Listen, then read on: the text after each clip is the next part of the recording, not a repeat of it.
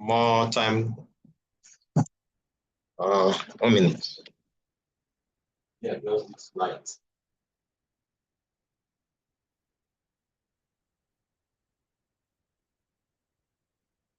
Okay.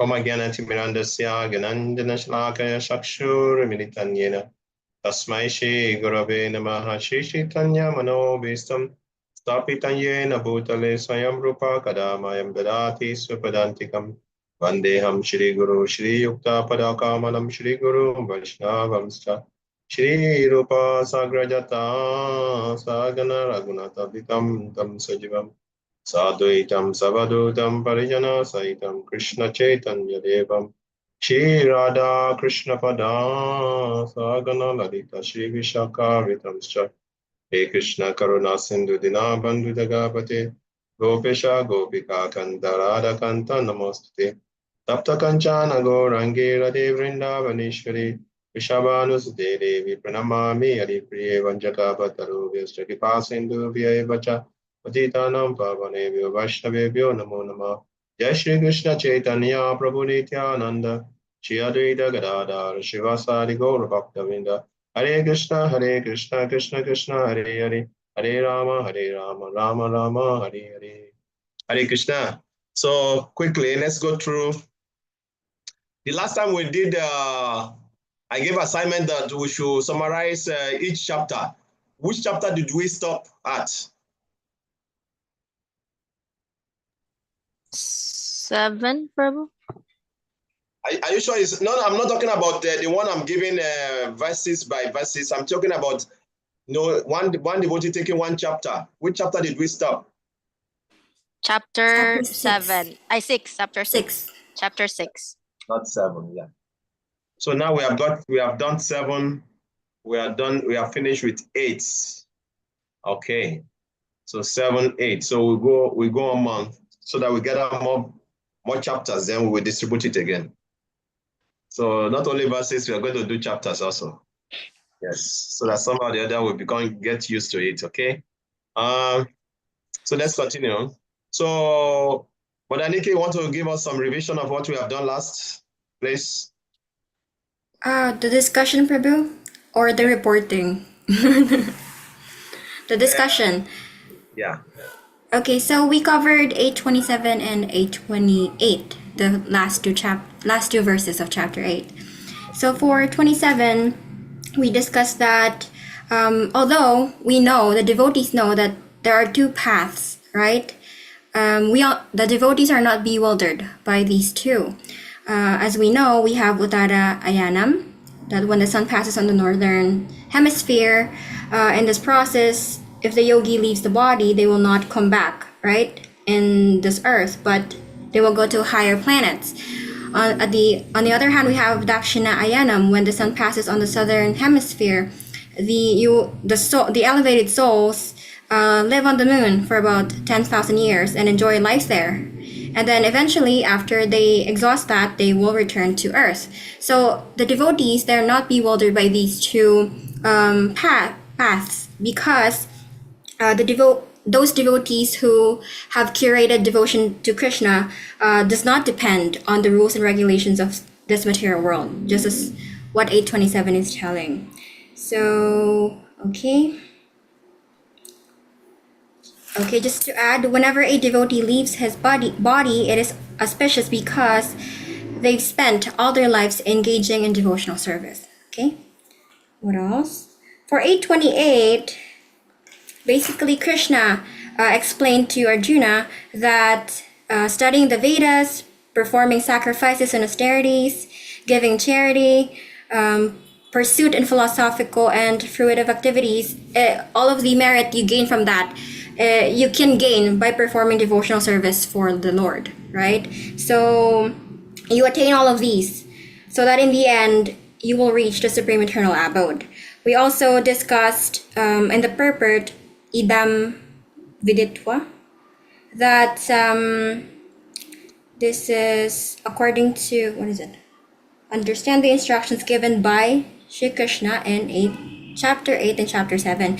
So basically, the purport says that the first and last 6 chapters of Srimad Bhagavad Gita, it's just a covering of the 6 chapters in between, and the 6 chapters in between is the essence of Bhagavad Gita. And so we are very fortunate to learn, or supposedly we will learn those chapters, right, in our Bhakti Shastri, because that is really the main crux, the most important part.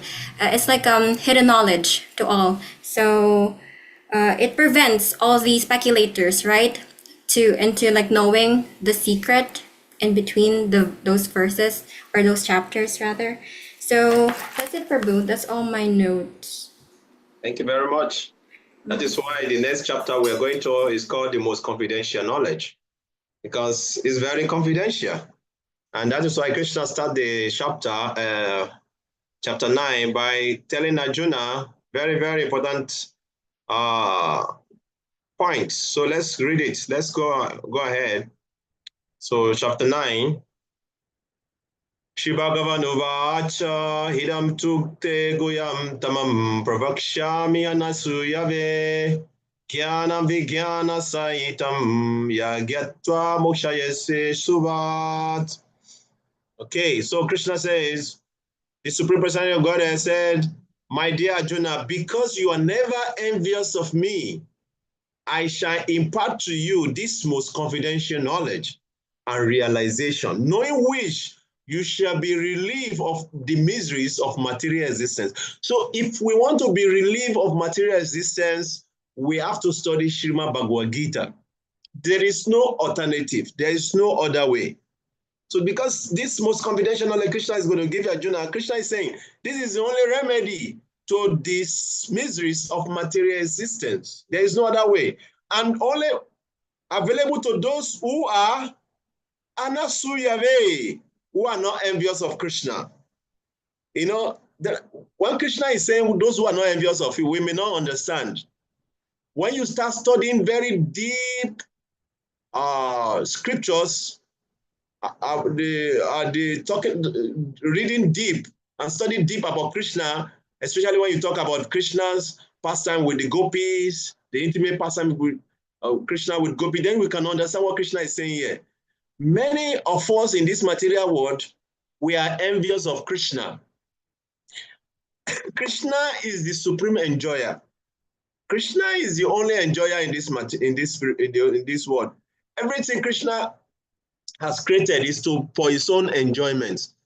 Just like a owner of a company created a company so that he can make profit, so that he can enjoy it.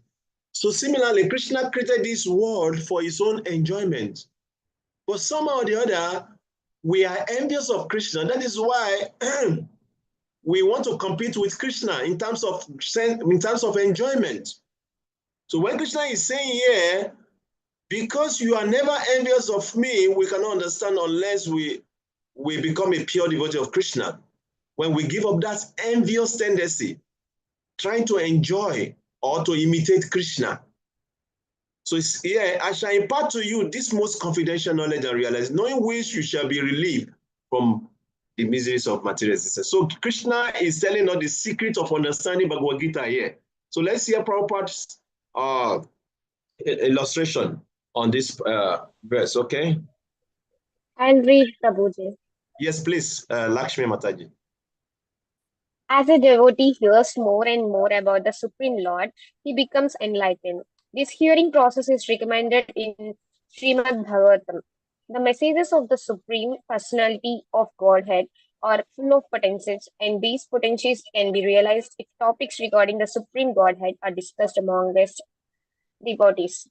This cannot be achieved by the association of mental speculators or academic scholars, for it realized knowledge. The devotees are constantly engaged in the Supreme Lord's service. The Lord understands the mentality and sincerity of a particular living entity who is engaged in Krishna consciousness and gives him the intelligence to understand the science of Krishna in the association of devotees. Discussion of Krishna is very potent, and if a fortunate person has such association and tries to assimilate the knowledge, then he'll surely make advancement toward spiritual realization. Lord Krishna, in order to encourage Arjuna to higher and higher elevation in his potent service, describes in this 9th chapter matters more confidential than any he has already disclosed. The very beginning of Bhagavad Gita, the first chapter, is more or less an introduction to the rest of the book. And in the second and third chapters, the spiritual knowledge described is called confidential. Topics discussed in 7th and 8th chapters are specially related to devotional service, and because they bring enlightenment in Krishna consciousness, they are called more confidential. But the matters which are described in the 9th chapter deals with unalloyed, pure devotion. Therefore, this is called the most confidential. One who is situated is the most confidential knowledge of Krishna is naturally transcendental. He therefore has no material pangs, although he is in material world. In the Bhakti Rasamatra Sidhu, it is said that although one who has sincere desire to render loving service to the Supreme Lord is situated in the conditional state of maternal existence, he is to consider related. Similarly, we shall find in the Bhagavad Gita 10th chapter that anyone who is engaged in that way is a liberated person. Now, the first verse has specific significance. The words idam janam, this knowledge, refers to pure devotional service, which consists of 9 different activities: hearing, chanting, remembering, serving, worshipping, praying, obeying, maintaining friendship, and surrendering everything. By the practice of these 9 elements of devotional service, one is elevated to the spiritual consciousness, Krishna consciousness. When one's heart is thus cleared of material contamination, one can understand the signs of Krishna. Simply to understand that a living entity is not material is not sufficient. That may be the beginning of spiritual realization, but one should recognize the difference between activities of the body and spiritual activities of one who understands that he is not the body. In the 7th chapter, we had already discussed the opulent potency of the Supreme Personality of Godhead, his different energies, the inferior and superior natures, in all this material manifestation. Now, in chapter 9, the glories of the Lord will be delineated. The Sanskrit word anasuyavi in this verse is also very significant. Generally, the commentators, even if they are highly scholarly, are all envious of Krishna, the Supreme Personality of Godhead. Even the most erudite scholars write on Bhagavad Gita very inaccurately because they are envious of Krishna. Their commentaries are useless. The commentaries given by devotees of Lord are bona fide.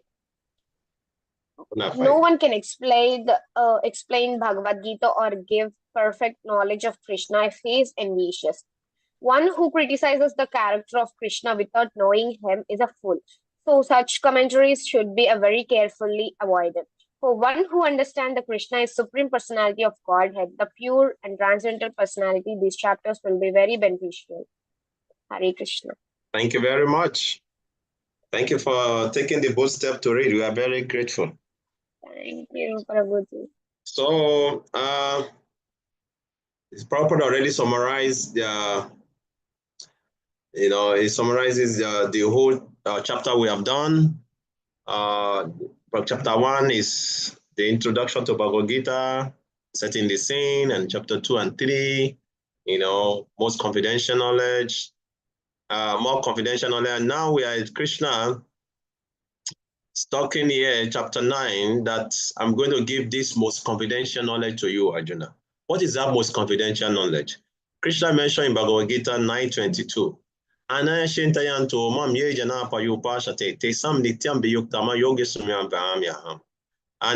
this chapter 9 also, we're going to hear about Patram Pushpafalam to Yume Bhakti Prayachati. Is it not in chapter 9 here Krishna mentioned about that? Yes. So Krishna here in chapter 9 is going to give this most confidential knowledge. What is that most confidential knowledge? Knowledge about service to him, how to attain pure, unalloyed devotional service to him. That is why it's called most confidential knowledge. And Krishna also in this chapter 9 also is going to describe more of his, give us more about his opponent's nature. Going to describe more about this opponent's nature. So here in Krishna, Prabhupada mentioned in the purport, all these big scholars, they may write big commentaries on Bhagavad Gita, but because if they are envious of Krishna, their commentaries are useless. If you're envious of Krishna, the commentaries are, because see, one thing about Krishna consciousness is that Krishna name is called, there's another verse that says Krishna is Bhavagrahi Janardana. Bhavagrahi Janardana means one who take the essence of devotion. So Krishna is not interested in all the facade or all the external, whatever external show we are making. Krishna is only interested in the bhakti, in our devotion to him, in our sincerity to serve him, in our sincerity to please him. That is what Krishna is interested in, devotion. The only thing that attracts Krishna is devotion. That is why Srimati Radharani, she's considered to be the personification of bhakti. Because why? Srimati Radharani she's called what is saying? Madana Mohana Mohini. Krishna attracts Cupid. Cupid is the goddess of love, or god of love, whatever. But the only Krishna attracts Cupid, but the only person who can attract Krishna is Srimati Radharani. That's why she's called Madana Mohana Mohini, because with the devotion of Srimati Radharani, Krishna becomes conquered. So if we want to conquer the unconquerable, Ajita, another name for Krishna is Ajita, unconquerable. So if you want to conquer the unconquerable, you can only conquer him by your pure bhakti, devotion. So that is what Krishna is going to describe in this chapter 9. That is why it's considered to be the most confidential knowledge. And the only way we can understand this knowledge is only when we are not envious of Krishna. We have to take note of that. Very, very important. Okay, so let's go to text number 2 and read more about what Krishna has to tell us. Okay, this is very, very important verse. Devotees should memorize this verse. You can, if you, like I say, I gave assignment in the group that we should memorize 8:14, isn't it? Yes, Yes, Prabhu. Prabhu. Yeah, so on Monday, we are going to start reciting again. Before I stop, I know why I stopped, but now we're going to start again. Prabhu, you said it's tomorrow. Tomorrow, sorry, okay, thank you. You people are very eager already. Oh, okay, very good. We're excited, Okay. So, Lakshmi, you can memorize also. You try yourself or try your best, okay? Okay, Prabhuji. 8:14. You memorize 8:14. Okay, It's okay. Prabhuji. From tomorrow, we are going to be start our memorization again because it was very good actually at that time when we were doing it. But somehow, some devotees were not able to cope up, so I stopped because of that. But those devotees, I think they are not very much interested now. So we are ready to fully, continue again. So I don't want to discourage anyone. That is why I was trying to consider here and there. But since they are not regular again, so we'll just continue with our process of, because memorizing these verses are very purifying. And I'm very sure when you were doing that, I think all of you we were feeling that purificatory process, isn't it? Yeah. So we are going to continue again tomorrow. So yeah, we should remember. I'm not making it compulsory to memorize this verse, but once we are done with 8:14, this is the next verse we are going to memorize. 1 and 2 of chapter 9. We're going to memorize 1 and 2 of chapter 9 in this. There's so many wonderful verses actually in chapter 9. So stay tuned because we are just going to be reciting verses and verses and verses again. Okay. And yes, so we're going to do that. We're going to start that again. I will continue. So Raja Vidya Raja Goyam Pavitra Midamurtamam Pratyasavagamam Daryam Sushukam Kratuma Vyayam. So whenever you are memorizing this verse, I know the most difficult one will be this one. So it's very simple. It's called Pratyasavagamam. Pratyaksha Vagamam. Pratyaksha Vagamam. So you just pronounce it like that. Pratyaksha Gamam. Daryam Shushukam Kartum Avyayam. This verse is very, very popular in ISKCON. Krishna here is telling us, devotee generally, we always quote the last one, Susukan Kartum Avyayam, is joyfully performed. So here Krishna is defining, this is why this chapter is considered most confidential knowledge. Krishna is describing this knowledge. Prabhupada mentioned in the purport of the chapter of the verse 1, this knowledge means the knowledge of devotional service. Okay, that's what Krishna is describing. So here Krishna is saying, Raja Vidya, this knowledge is the what? King of education. Raja Goyam is the most secret of all secrets. Okay? Pavitram idam utamam is the purest knowledge. Why? Pratyasavagamam daryam, because it gives direct perception of the self by realization. It is the perfection of religion. Pratyasavagamam daryam. Shishukam karutam avrayam. It is everlasting and it is joyfully performed. So when you are engaging in devotional service, if you are not happy while engaging in devotional service, something is wrong. Okay? It means that something is wrong. If you are not happy engaging in devotional service, something is wrong somewhere. It's just like, I remember when I was learning some, computer hardware repair. I remember a long time ago, very, very long time ago, I was learning it. So if somebody brings a computer to you, a computer engineer will not tell you that he knows everything about computer.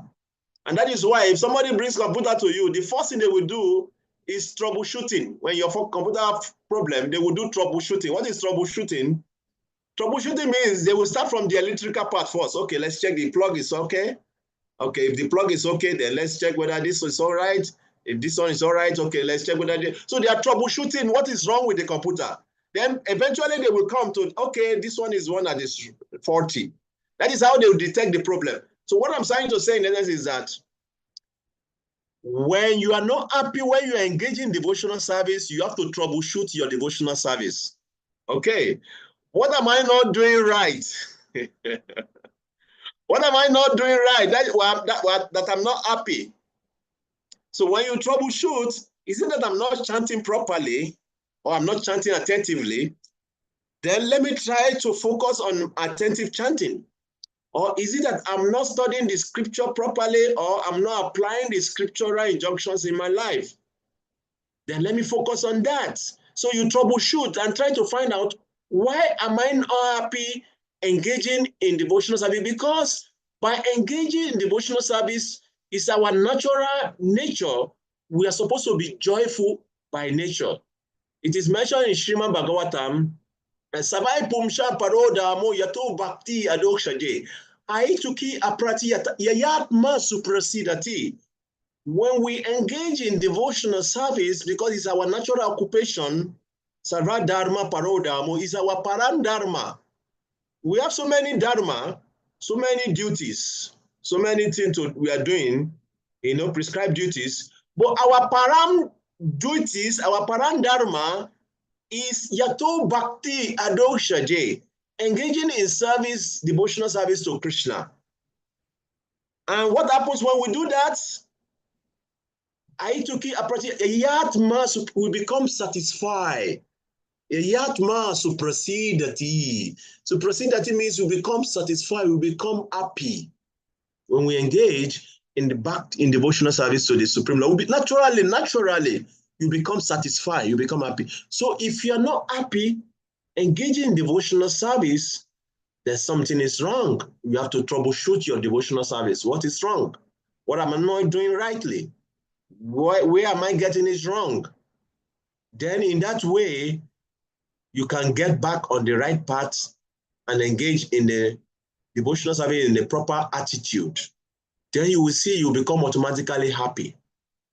Nothing in this world can give the living entity happiness. Nothing. Not position, not money, not fame. If not, the famous people will be the most happiest person in the world, but they are not happy. You go close to them, you will know that they are not very happy. They are not happy. Not that they are not very happy. They are not happy at all. That's why most of them, they take drugs. Go close to them, they take drugs, they take all kinds of things because they are not happy. If the richest person in this world is, if riches will give happiness, go close to the richest, those who are very rich, you see that they are still empty. They feel empty. The only little happiness they derive is the one they make show off of their wealth. You see? So if that's so, but when a devotee engages in devotional service, when you engage in devotional service, you see naturally you become happy and satisfied. That is why you see the yogis, they sit in the Himalayas and meditating on the Lord. They're so satisfied. They are not interested in anything in this world. You see the sciences, they're very happy renouncing this one and engaging in devotional service only because it is satisfying. It is pleasing to the soul.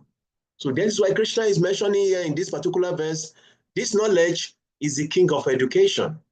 It's the most secret of all secret, and it is purest knowledge. And because it gives direct portion of self religion, and it is everlasting and joyfully performed. So the purport is a little bit long, so we're just going to focus every time we will read each purport and try to digest it, each paragraph, sorry. So what I'm going to do is that we're going to divide this purport to paragraphs, okay? Every devotee will pick each paragraph and read. And once you finish one paragraph, you stop and we digest it, then we go ahead. So please try to be active and pick. Once the other person finishes, you immediately automatically, we don't need to look for someone. They just start immediately reading the next paragraph. So let's start from the first paragraph. Ready, Prabhu. Yes, please. Okay. This chapter of Bhagavad Gita is called the King of Education because it is the essence of all doctrines and philosophies explained before. Among the principal philosophers in India are Gautama, Janada, Kapila, Yajnavalkya, Sadilya, and Vaishnavanara. And finally, there is Vasudev, the author of the Vedanta Sutra. So there is no dearth of knowledge in the field of philosophy or transcendental knowledge. Now the Lord says that this ninth chapter in the king of all such knowledge, the essence of all knowledge that can be derived from the study of the Vedas and different kinds of philosophy, is the most confidential because confidential or transcendental knowledge involves understanding the difference between the soul and the body. And the king of all confidential knowledge culminates in devotional service. Generally, people are not educated. Mata, thank you. We are Okay, supposed to take Prabhu. a paragraph by paragraph. Thank you. Okay, so you see in this paragraph, Prabhupada is explaining, mention the main, we have teachers in India, Gautam, Kannada, Kapila, Yajnavalkya. These are all like they are acharya in different departments of knowledge of the Vedic literature. Like Kapila, I know about Kapila. Kapila, I think this Kapila probably about must be the Kapila who propagated the Sankhya philosophy, the atheistic Sankhya. Okay, and then we have Gautam also, and Kannada and Yajnavalkya. All this, although I'm not very conversant with their philosophies, but we have different philosophy in India. We have you have the what we call the astrology. You have astrology. You have Bhakti Shastri. You have knowledge of war, Danu Veda. You have Ayurveda. So all these great teachers, they are they are trials of this different knowledge. So that's what Prabhupada is saying. There's no lack of knowledge in India. But Vyasadeva, who is the author of Vedanta Sutra, is the king of them all. Because why? Vyasadeva gave the knowledge of devotion. Even though he gave other knowledge also, at the end, at the peak of his spiritual realization, he gave us Srimad Bhagavatam. And also Vyasadeva also is your You can say Vyasadeva also is the author of, he wrote Bhagavad Gita, because this Bhagavad Gita is one chapter in Mahabharata, and he's the one who composed Mahabharata also. You see, so in this way, there's no depth of knowledge like Prabhupada mentioned in the purport in India. But I'm surprised today I came across somebody, and he's a Christian, and it was a gentleman, although he was a gentleman because he allowed me to speak before I started speaking. He was doing as if he's listening to me. Then eventually started speaking his own philosophy. I was surprised actually, because I never met someone who's very calm and gentle to listen to you before start speaking. So he was listening to me as if he was following what I was telling him about Krishna. Then later he started telling me, Jesus is the only way and the truth and the light. So like that. So I was telling him, you see, I know, I understand what you're saying. Knowledge of Jesus, yeah, it's true. It's the only way and truth and light for the Christians. And you people, you have only one book called the Bible. But the Vedas is so vast. It comprises of so many knowledge of this universe, so much detailed knowledge. And just only one book is not sufficient to talk about God. You see? So that is what Prabhupada is saying. So this knowledge, Bhagavad Gita, is actually even though Krishna is giving the most confidential knowledge in this chapter, but Bhagavad Gita itself is the preliminary knowledge about Krishna. Because if you want to really dive deeper into Krishna, then you have to go to Srimad Bhagavatam and really swim in the ocean of Bhakti, knowledge about Krishna. You see? So that is what Prabhupada is trying to explain to us. So it's the most confidential, because confidential or transcendental knowledge involve understanding the difference between the soul and the body, and the king of confidential knowledge culminates in devotional service. You see? So let's continue. Next. Okay, I'll read. Yeah. Generally, people are not educated in this confidential knowledge. They are educated in external knowledge. As far as ordinary education is concerned, people are involved with so many departments: politics, sociology, physics, chemistry, mathematics, astronomy, engineering, etc. There are so many departments of knowledge all over the world and many huge universities, but there is, unfortunately, no university or educational institution where the science of the spirit's soul is instructed. Yet, the soul is the most important part of the body. Without the presence of the soul, the body has no value. Still, people are placing great stress on the bodily necessities of life, not caring for the vital soul. Thank you very much. If you have Mother Tripura and Mother Lakshmi who are practicing medical knowledge, whether in their school they are taught knowledge about the soul, I'm very sure the answer will be no. Or do you people have the course in your school where you are taught about the soul? No, Prabhuji. The IS they will teach Even you. in our schools, like in our high school also, they never taught. Oh, okay. That is the Indian high school, no? The IS they will teach you in your medical knowledge after teaching you about the biology of the body and all these other things. The IS they will teach you is in psychology, understanding people's psychic, isn't it? That is the highest knowledge they will give you about the mind and the different nature of the mind, and how to read people's mind, how to understand other people's mind. But knowledge of the soul, there's no any department in university where it's being taught. And that is what Prabhupada is saying. See? So next paragraph. I'll read it, Prabhuji. The Yes. Bhagavad Gita, especially from the second chapter on, stresses the importance of the soul. In the very beginning, the Lord says that his body is perishable and that the soul is not perishable. Antavanta ime deha nitya sariranaha. That is a confidential part of knowledge. Simply knowing that the spirit soul is different from this body and that its nature is immutable, indestructible, and eternal. But that gives no positive information about the soul. Sometimes people are under the impression that the soul is different from the body and that when the body is finished or one is liberated from the body, the soul remains in a void and becomes impersonal. But actually, that is not the fact. How can the soul, which is so active within this body, be inactive after being liberated from the body? It is always active. If it is eternal, then it is eternally active. And its activities in the spiritual kingdom are the most confidential part of spiritual knowledge. These activities of the spirit soul are therefore indicated here as constituting the king of all knowledge, the most confidential part of all knowledge. Thank you very much. So just see all the wonderful logic Prabhupada is giving us. Only very few people can actually understand this. The soul is so active in the body. Still, some people believe when they die, they are going to be lying down in the grave till the trumpet will be sounded. And they have to and they will rise. They're going to be lying down in the grave until the trumpet will be sounded and all of them will rise up from the grave, and then the judgment will come.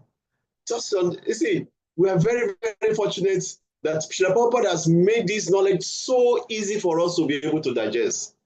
We are very fortunate. Many people in this world, they are suffering because of this lack of this knowledge that we have under our, tip of our nose, and we are not, even, appreciating it enough by scrutinizingly studying it every day.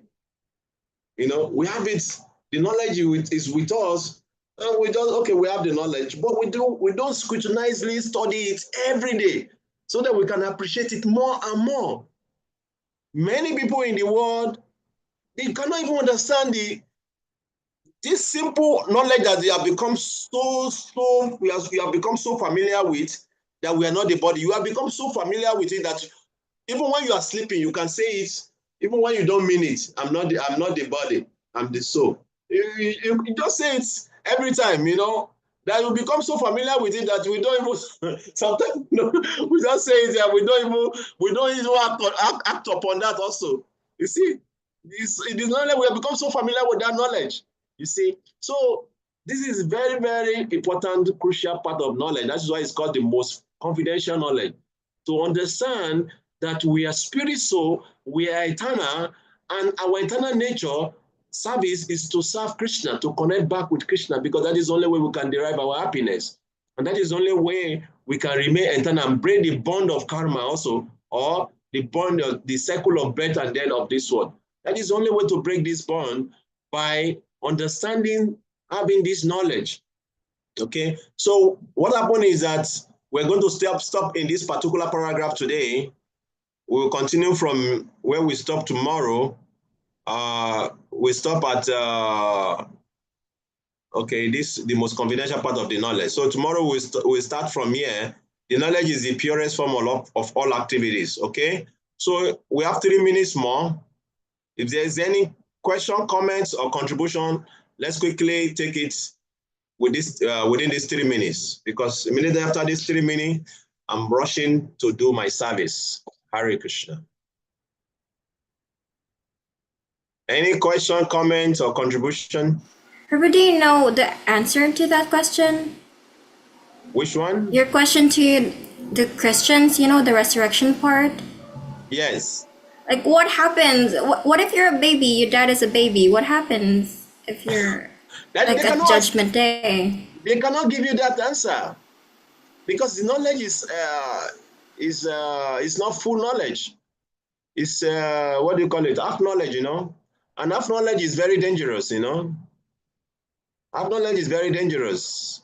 There's a very quick example of half knowledge I will just give you before we have 2 minutes more, of someone who wants to learn medicine, veterinary doctor. He wants to be a veterinary doctor. So he went to the teacher, and the first time he came to the teacher, the only thing he saw was somebody brought a camel to the doctor, and he said, "Sorry, sir, my camel have swallowed watermelon. And so please, how can you help my doctor to remove the watermelon from the throat?" And this guy took hammer and he hit on the neck of the camel to break the watermelon so that the camel can swallow it, you know. And this guy, after seeing this, he said, "Wow, oh, this is what it means to be a doctor." This guy, you know, pick up hammer and started breaking people's neck, you know. That is the danger in half knowledge, you know. You just see something and say, "Oh, I've seen it all." And you don't want to learn anything, you don't want to learn anything more again. You just go ahead and start practicing. And before you know, you create so many havoc in people's life, you know. So this is what is going on in this life, in this world. Many people, they have half knowledge and they don't want to learn more. They are not interested at all. They think, oh, what I've learned is enough. I don't want to know more. No, I don't want to know. This one that I've learned is all in all. In that way, they cannot understand the reality of spirituality, you know. So that is the point. So this knowledge about when you die, you lie down in the grave until the day of resurrection. When you logically think about it, it doesn't make any sense. You see, it doesn't make any sense that when you die, you'll be there. So all the people who have been dying from the beginning of creation, they are still lying in the grave, waiting for the trumpets. It doesn't make any sense. Sometimes you see a ghost, somebody who is a ghostly body. Some people have seen ghosts. Just because we cannot see ghosts doesn't mean that ghosts. Tell a guy or ghostly lady is still lying down in the grave, but it's as a ghost, is still roaming around. What is going on? Something must be going on. So it's half knowledge, and they cannot, digest it. No, somebody had something somewhere, and they thought that how it should be. They may generalize knowledge for everyone, and people cannot even stop thinking. You see, that is the importance of the spiritual life of devotional service. You know, we ask questions to get clarification. You know, we don't just take, we don't blindly follow. If you say something I don't understand, Prabhuji, why do you say this? Please clarify. No, this is the process of param, you know, not blind following, you see.